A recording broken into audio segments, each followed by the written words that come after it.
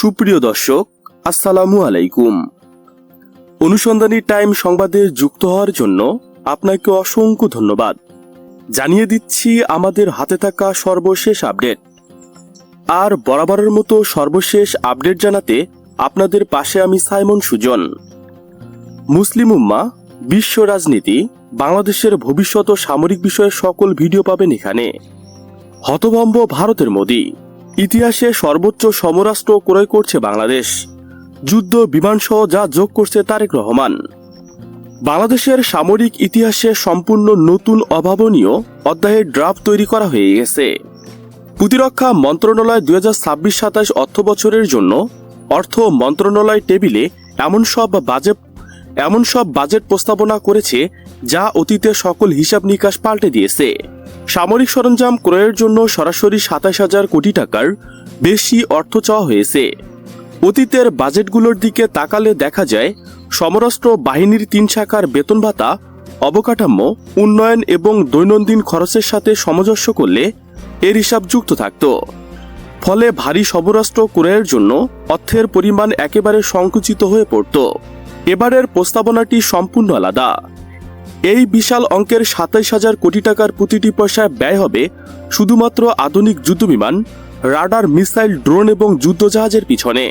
আনুষঙ্গিক অন্যান্য খরচ যুক্ত করলে এটি হতে যাচ্ছে স্বাধীন বাংলাদেশের ইতিহাসের সর্বোচ্চ সামরিক বাজেট। শুরুতেই চোখ রাখা যাক দেশের জলসীমার দিকে। বাংলাদেশ নৌবাহিনীর জন্য প্রস্তাবিত বাজেটে 734 কোটি টাকার বরাদ্দ রাখা হয়েছে। সংখ্যার দিক থেকে এটি ছোট মনে হলেও এর ভিতরে থাকা পরিকল্পনাগুলো দেশের জাতীয় নিরাপত্তার জন্য অপরিহার্য। বঙ্গোপসাগর এবং তৎসংলগ্ন এলাকার নিরবিচ্ছিন্ন নজরদারি নিশ্চিত করতে নৌবাহিনীর বহরে 4টি নতুন টহলজাহাজ যুক্ত করার সিদ্ধান্ত নেওয়া হয়েছে। সবচেয়ে বড় খবরটি হলো এই জাহাজগুলো বিদেশ থেকে আমদানি করা হবে না। সম্পূর্ণ দেশীয় সিপাইডে তৈরি, দেশীয় প্রযুক্তিতে এগুলো নির্মাণ করা হবে। এর পিছনের কারণটি সরাসরি জানা দরকার। মিয়ানমার সীমান্তে চলমান চরম অস্থিতিশীলতা এবং আরাকান আর্মির সশস্ত্র আগ্রাসনের কারণে বাংলাদেশের জলসীমার নিয়মিত উত্তেজনা তৈরি হচ্ছে। সীমান্তবর্তী এলাকা থেকে নিরীহ জেলেদের অপহরণের ঘটনাগুলো প্রমাণ করে সমুদ্র সীমায় টহল ব্যবস্থা আরও অনেক বেশি কঠোর করা বাধ্যতামূলক। এই 4টি নতুন জাহাজ সেই শূন্যতা পূরণ করবে। পাশাপাশি কক্সবাজারের পেকুয়ায় অবস্থিত দেশের প্রথম সাবমেরিন ঘাঁটির সক্ষমতা বৃদ্ধি করতে একটি কাটার সাকশন ড্রেজার ক্রয়ের সিদ্ধান্ত নেওয়া হয়েছে। সাবমেরিন চলাচলের জন্য সমুদ্রে তলদেশের গভীরতা সবসময় একটি নির্দিষ্ট মাত্রায় থাকা প্রয়োজন। এই অত্যাধুনিক ড্রেজায়ারের মাধ্যমে নিয়মিত পলি অপসারণ করে সাবমেরিন ঘাঁটি চ্যানেলটিকে সম্পূর্ণ বাধামুক্ত করে রাখবে। সমুদ্রের গভীরে থাকা যুদ্ধ জাহাজগুলোর সাথে সরাসরি যোগাযোগ স্থাপনের জন্য ভারী স্মল অ্যাপাচার টার্মিনাল ভিএসটি প্রযুক্তি যুক্ত করা হচ্ছে। এই স্যাটেলাইট নেটওয়ার্কের মাধ্যমে মাঝ সমুদ্রে অবস্থানরত যে কোনো জাহাজ হেডকোয়ার্টারের সাথে রিয়েল টাইম ডাটা আদান প্রদান করতে পারবে। নৌবাহিনীর প্রশিক্ষণ ব্যবস্থায় নিয়ে আসা হচ্ছে এক যুগান্তকারী পরিবর্তন। প্রথমবারের মতো নৌবাহিনীর জন্য ট্রেনিং সিমুলেটর সংগ্রহ করা হচ্ছে। পূর্বে একজন নৌ সদস্যকে রিয়েল লাইফ হাই ফায়ারিং শেখার জন্য গভীর সমুদ্রে গিয়ে সত্যিকারের মিসাইল বা গোলাবারুদ ব্যবহার করতে হতো। এটি যেমন ব্যয়বহুল তেমনই চরম ঝুঁকিপূর্ণ। এই সিমুলেটর প্রযুক্তির মাধ্যমে এখন ঘাঁটির 4 দেয়ালের ভিতরে বসেই সম্পূর্ণ বাস্তব যুদ্ধের নিখুঁত অভিজ্ঞতা অর্জন করা সম্ভব। এতে কোটি টাকার গোলাবারুদ সাশ্রয় হবে এবং অনাকাঙ্ক্ষিত দুর্ঘটনার ঝুঁকি শূন্যের কোঠায় নেমে আসবে। এর বাইরেও ঢাকা, চট্টগ্রাম এবং খুলনায় নেভাল বেসগুলোতে নতুন ডকয়ার্ড নির্মাণের উদ্যোগ নেওয়া হয়েছে, যেখানে নিজস্ব ব্যবস্থাপনায় যুদ্ধজাহাজ মেরামত ও রক্ষণাবেক্ষণ করা যাবে। বিশেষ করে প্রলয়নকারী ঘূর্ণিঝড়ের সময় নৌবাহিনীর মহামূল্যবান সম্পদগুলোকে নিরাপদে আশ্রয়ে রাখতে এবং অবকাঠামোগুলোকে রক্ষাকবচ হিসেবে কাজ করবে। স্থলভাগ সুরক্ষায় নিয়োজিত বাংলাদেশ সেনাবাহিনীর জন্য এই বাজেটে প্রায় 10,000 কোটি টাকার সরঞ্জাম ক্রয়ের বিশাল প্রস্তাব দেওয়া হয়েছে। আধুনিক স্থলযুদ্ধে পদাতিক বাহিনীকে সামনে এগিয়ে নেয়ার জন্য পিছনের গোলন্দাজ এবং আর্টিলারি ফায়ার সাপোর্ট হিসেবে বেশি কার্যকর। এই বাজেটের একটি বড় অংশ ব্যয় হবে সেনাবাহিনীর জন্য দূরপাল্লার ভারী কামান, মর্টার, মাল্টিপল রকেট লঞ্চার এবং একটি সমন্বিত ফায়ার কন্ট্রোল সিস্টেম কেনার পিছনে। ফায়ার কন্ট্রোল সিস্টেম যুক্ত থাকার ফলে আর্টিলারি ইউনিটগুলো অনেক দূর থেকে শত্রুর ঘাঁটিতে পিন পয়েন্ট বা নিখুঁত আঘাত আনতে সক্ষম হবে। তবে সেনাবাহিনীর জন্য নেওয়া পরিকল্পনার মাধ্যমে সবচেয়ে দূরদর্শী পদক্ষেপ হল দেশীয় প্রতিরক্ষা শিল্পের বিকাশ ঘটানো। বর্তমানে বাংলাদেশের সামরিক সরঞ্জামের সিংহভাগই বিদেশ থেকে আমদানি করা হয়। যে কোনো বৈশ্বিক সংকটে এবং সাপ্লাই চেইন বন্ধ হয়ে গেলে জাতীয় নিরাপত্তা চরম হুমকির মুখে পড়বে। এই নির্ভরতা চিরতরে মুছে ফেলার জন্য দেশের ভিতরে ভারী অস্ত্র এবং গোলাবারুদ উৎপাদনের কারখানা স্থাপন প্রস্তাব দেওয়া হয়েছে। নিজস্ব ফ্যাক্টরিতে অস্ত্র তৈরি করা হলে জরুরি মুহূর্তে অন্য কোনো রাষ্ট্রের ওপর আর নির্ভর করতে হবে না। এবারের বাজেটের সবচেয়ে বড় এবং আকর্ষণীয় অংশটি রাখা হয়েছে বাংলাদেশ বিমান বাহিনীর জন্য। 12,000 কোটি টাকার এই বিশাল বরাদ্দ মূলত আকাশসীমার পূর্ণ নিয়ন্ত্রণ নেওয়ার একটি ব্লুপ্রিন্ট।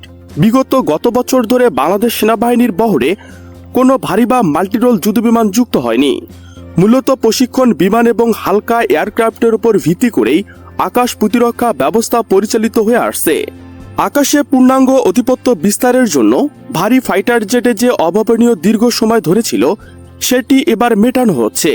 বিমান বাহিনীর আধুনিকায়নের কেন্দ্রবিন্দুতে থাকছে মাল্টিরোল কম্ব্যাট এয়ারক্রাফট বা MRCA। এই যুদ্ধবিমানগুলো একই সাথে আকাশে ডগফাইট, ভূমিতে নিখুঁত গোলাবর্ষণ এবং নজরদারির কাজ সম্পূর্ণ দক্ষতা সম্পূর্ণ করতে পারে। আন্তর্জাতিক সমরাস্ত্র বাজারের বর্তমান গতি প্রকৃতি অনুযায়ী বাংলাদেশ মূলত দুটি শক্তিশালী বিকল্পের দিকে নজর রেখেছে। একটি হলো চীন ও পাকিস্তানের যৌথ প্রজেক্টে নির্মিত JF-7 থান্ডারবোল্ট এবং অন্যটি হলো সুইডেনের তৈরি JF-39 গ্রিপেন। JF যুদ্ধবিমানের প্রতিটি ইউনিটের মূল্য বাংলাদেশীয় মুদ্রায় 300 থেকে 400 কোটি টাকার আশেপাশে। সাম্প্রতিক সময়ে বাংলাদেশ বিমান বাহিনীর প্রধানের পাকিস্তান সফর এবং সেখানকার শীর্ষ কর্মকর্তাদের সাথে উচ্চ পর্যায়ের বৈঠক এবং যুদ্ধবিমান ক্রয়ের সম্ভাবনাকে জোরালোভাবে সামনে এনেছে। শুধু ফাইটার জেটে আকাশ প্রতিরক্ষা থেমে থাকছে না, স্থল বাহিনীকে সরাসরি আকাশ থেকে কাভারিং ফায়ার দেওয়ার জন্য আধুনিক অ্যাটাক হেলিকপ্টার ক্রয়ের বিষয়টি এই বাজেটে অন্তর্ভুক্ত। একটি আধুনিক অ্যাটাক হেলিকপ্টার যুদ্ধক্ষেত্রে শত্রুর ট্যাঙ্ক ধ্বংস করা থেকে শুরু করে পদাতিক বাহিনীকে দুর্ভেদ্য সুরক্ষা প্রদানে মূল ভূমিকা পালন করে থাকে। এর সাথে যুক্ত হচ্ছে আর্ম এরিয়াল হেভিকল বা সশস্ত্র ড্রোন। রাশিয়া ইউক্রেন সংঘাত এবং মধ্যপ্রাচ্যের যুদ্ধ পরিস্থিতি সারা বিশ্বকে দেখিয়ে দিয়েছে আধুনিক যুদ্ধক্ষেত্রে আক্রমণাত্মক ড্রোন কতটা ভয়ঙ্কর হতে পারে। বাংলাদেশ বিমান বাহিনী এবার সরাসরি সেই সক্ষমতা অর্জন করতে যাচ্ছে। আকাশসীমা নিশ্ছিদ্র রাখার জন্য শক্তিশালী রাডার এবং মিসাইল নেটওয়ার্কের বিকল্প নেই। অতি সম্প্রতি ঢাকায় হযরত শাহজালাল আন্তর্জাতিক বিমানবন্দরে ফ্রান্সের বিখ্যাত থেলাস কোম্পানির আধুনিক রাডার সিস্টেম স্থাপন করা হয়েছে। প্রাথমিকভাবে এটি বাণিজ্যিক বিমান চলাচলের নিরাপত্তার জন্য বসানো হলেও সামরিক ক্ষেত্রে এর অবদান অপরিমেয়। এই রাডারের মাধ্যমে বাংলাদেশ এখন বঙ্গোপসাগরে 400 নটিক্যাল মাইল গভীর সমুদ্র অত্যন্ত নিখুঁত নজরদারি চালাতে সক্ষম। খুব শীঘ্রই এর সাথে যুক্ত হতে যাচ্ছে জাপানি তৈরি আরও একটি শক্তিশালী রাডার সিস্টেম। ইউরোপীয় প্রযুক্তির এই দুটি রাডার যখন একসাথে কাজ করে বাংলাদেশের আকাশ প্রতিরক্ষা বলয় কার্যত দুর্ভেদ্য রূপ ধারণ করে। মিসাইল প্রতিরক্ষার ক্ষেত্রে যুক্ত করা হচ্ছে medium range surface two air missile system যা MRS। বর্তমানে বাংলাদেশের কাছ থেকে এয়ার ডিফেন্স সিস্টেমগুলোর সর্বোচ্চ 30 কিলোমিটার পর্যন্ত সুরক্ষা নিশ্চিত করা হতে পারে। এই নতুন মিসাইল সিস্টেম ভূমি থেকে নিক্ষেপ করা অনেক দূর থেকে ধেয়ে আসা শত্রুর যুদ্ধবিমান ড্রোন বা ক্রুজ মিসাইলকে মাঝ আকাশে ধ্বংস করে দেওয়ার সক্ষমতা রাখে। নিজেদের সামরিক যান এবং বিমানগুলোর নিরাপত্তা নিশ্চিত করতে ফ্রেড অফ IF সিস্টেমের পরিধি ব্যাপকভাবে বাড়ানো হচ্ছে। অস্ত্র উৎপাদনকারী রাষ্ট্রগুলো নিজেদের চাহিদা মেটাতেই হিমশিম খাচ্ছে এমন একটি জটিল পরিস্থিতিতে আধুনিক যুদ্ধবিমান, রাডার বা মিসাইল সিস্টেমের ডেলিভারি পাওয়াটা যথেষ্ট সময় সাপেক্ষ। তবে একটি নির্দিষ্ট লক্ষ্যমাত্রা নির্ধারণ করে বাজেটের আবেদন করাটাই আধুনিকায়নের প্রথম এবং সবচেয়ে কঠিন ধাপ। এই বাজেট চূড়ান্তভাবে অনুমোদিত হলে 2026 সালের মধ্যে বাংলাদেশ সামরিক বাহিনীর কাঠামো সম্পূর্ণভাবে বদলে যাবে। আকাশের নিয়ন্ত্রিত বঙ্গোপসাগরে গভীর জলরাশি এবং স্থলভূমির প্রতিটি ইঞ্চিতে বাংলাদেশের প্রতিরক্ষা ব্যবস্থা একটি নতুন এবং অপ্রতিরোধ্য রূপ লাভ করে। অর্থ মন্ত্রণালয়ের চূড়ান্ত সবুজ সংকেতই এখন নির্ধারণ করবে আগামী দিনের সামরিক সক্ষমতার মানচিত্র। সুপ্রিয় বন্ধুগণ, সর্বশেষ একটি অনুরোধ, ভিডিওটি ভালো লাগলে অনুসন্ধানী টাইম চ্যানেলটি সাবস্ক্রাইব করে আমাদের পাশেই থাকুন।